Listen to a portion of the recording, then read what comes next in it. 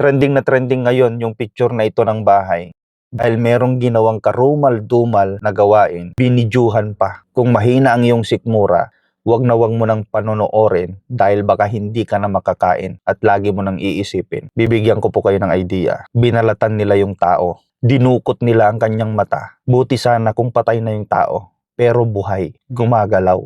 Ganyan sila kabrutal. Bakit nagagawa ng tao ang ganitong kasamaan? Sabi po sa 2 Timothy chapter 3 verse 3, isa sa mga katangian ng tao pagdating ng last days, brutal. Hindi magagawa ng taong pinananahanan ng presensya ng Panginoon. Magagawa lang ng tao ang ganitong kasamaan kapag siya ay demonized.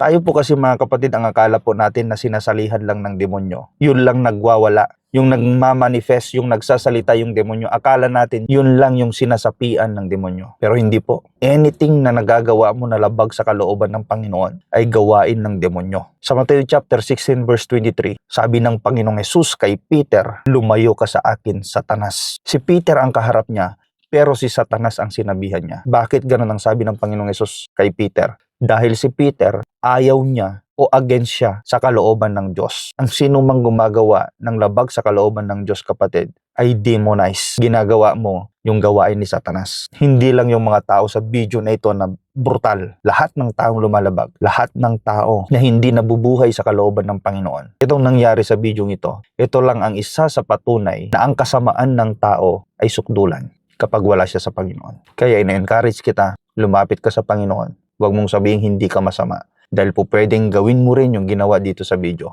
kapag wala sa iyong Panginoon. God bless.